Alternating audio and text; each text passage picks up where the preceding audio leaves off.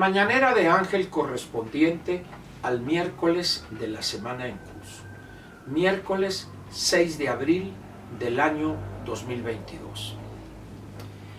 Mire, la verdad es que por más intentos que hago, no puede uno dejar de comentar las cosas que hace el bulto.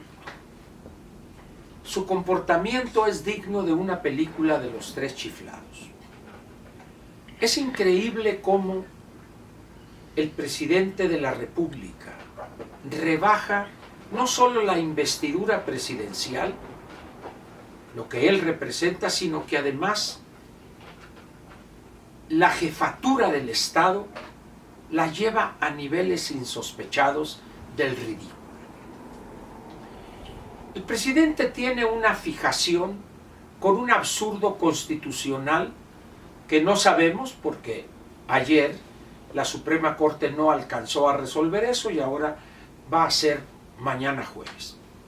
Esperemos que la decisión que tomen los 11 ministros sea la correcta. No podemos adelantar o no debemos adelantar vísperas, esperemos, repito, a ver qué resuelven mañana los ministros. El proyecto que ha elaborado la ministra Loretta Ortiz, según lo que se ha podido leer del mismo, es simplemente clichés acedos de una ideología caduca que lo único que deja ver es la renuencia a actuar de acuerdo con lo que marca la Constitución para apegarse, como dije, a viejos clichés de aquellos que sueñan con que este país va a enarbolar la bandera de la emancipación y la soberanía y el socialismo. Pamplinas. La señora ministra pretende quedar bien con el presidente, que está igual de equivocado que ella en lo que se refiere a la visión del desarrollo económico, específicamente en materia de energía. ¿No se dan cuenta el equívoco mental o la visión equívoca que tienen del desarrollo? Ambos, ni el presidente ni la ministra. Y en el caso de la ministra, bueno, pues será una persona con una gran experiencia en materia de la defensa de derechos humanos, pero en materia de desarrollo económico y de las nuevas condiciones generadas en el mundo en otros países desde hace 40 o 50 años, su ignorancia en esa materia es total. Y el presidente, en esa obsesión por intentar reproducir el pasado o llevar al México actual al pasado, hace el ridículo un día sí y el otro también. A esto debemos agregar algo que no me cansaré de repetir: el respeto obligado de todos, jefe de Estado y jefe de gobierno al mismo tiempo, ministros, políticos, funcionarios y por supuesto ciudadanos, el respeto a la Constitución. Muchos tienden a caer en esa simplificación que lo único que exhibe es una visión pedestre del texto principal o de la Carta Magna.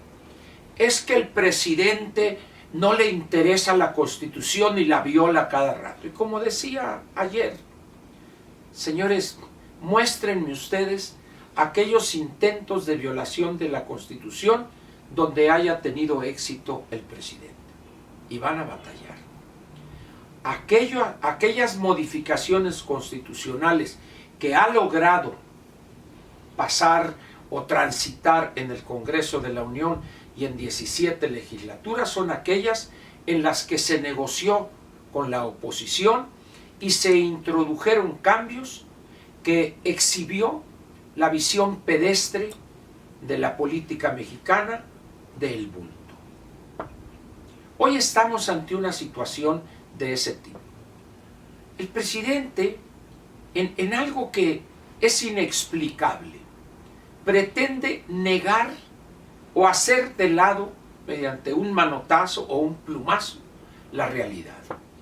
Lo ha hecho en relación con los hechos del fin de semana pasado, sábado y domingo, donde el florero del Edén, el general Bucio, comandante de la Guardia Nacional, y otros violaron flagrantemente la Constitución, y él dice, no es cierto, no, porque esto, y luego sale el florero del Edén negando lo que es evidente.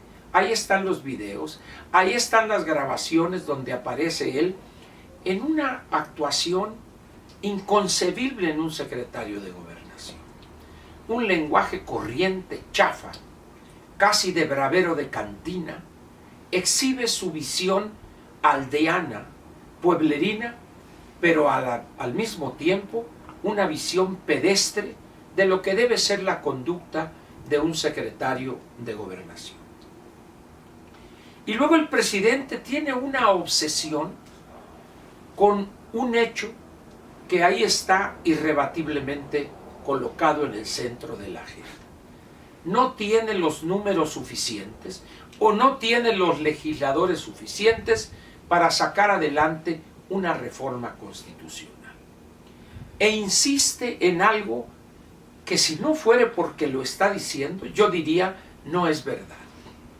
Rebélense y demuestren en esa arrogancia de pensar así, no sean traidores a la patria.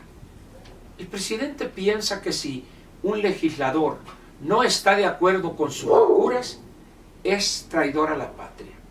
No se equivoque, presidente.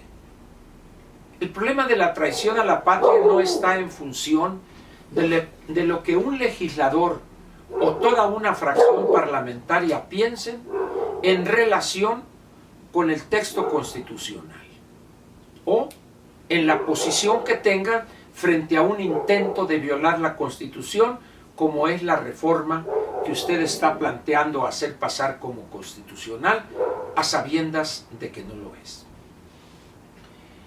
Y dice, o reta o amenaza, dirían algunos, a los legisladores del PRI y de algunas otras bancadas. Aún así, presidente, no le alcanzan los números. Reconozca que en una democracia, en este caso la mexicana, con sus limitaciones y defectos, pero una democracia, a usted no le alcanzan los números para modificar la Constitución. Acéptelo, haga política, negocie con la oposición. Pero hay otro elemento que el presidente está dejando de lado.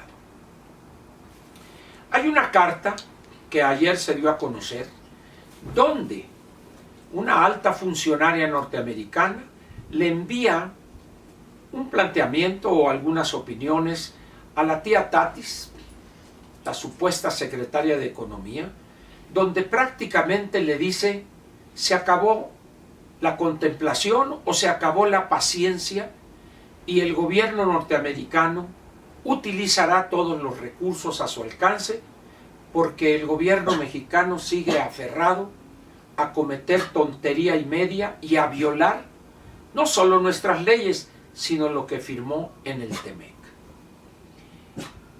No entenderán estas personas, empezando por el bulto, lo que significa pelearse con el gobierno norteamericano. No entenderán las consecuencias para la economía mexicana, su crecimiento y el futuro del país, con esas actitudes propias de políticos de los años 70 del siglo pasado. Y la verdad es que no lo entienden.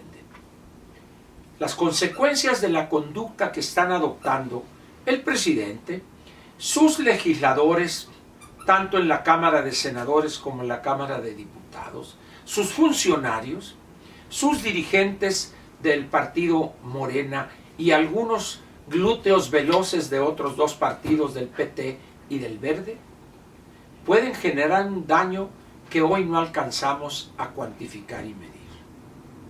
Valdría la pena que le echaran una pensadita a esas actitudes dignas, repito, de los años 70 del siglo pasado.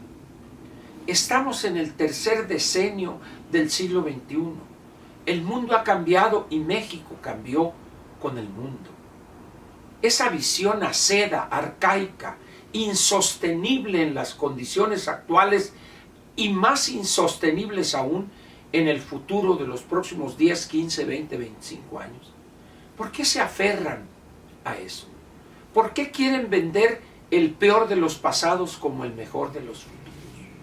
¿Ignorancia? ¿Sinvergüenzada? ¿Cobardía? ¿Temor al futuro? No sé.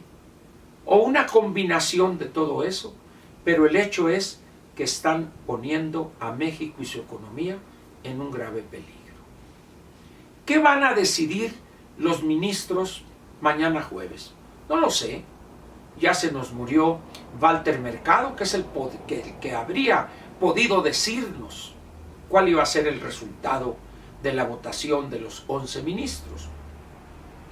Sin embargo, valdría la pena, para terminar, señalar lo que ya es evidente. Señores, están poniendo en un grave riesgo al país, a la relación con el gobierno de los Estados Unidos y también a la, vamos a decir, a la atracción de inversión extranjera directa. Porque no solamente es el problema con empresas norteamericanas, es también con canadienses, europeas, varios países, Francia, España, Italia, el Reino Unido, Alemania. Y como dirían en mi tierra, ven la tempestad y no se hincan.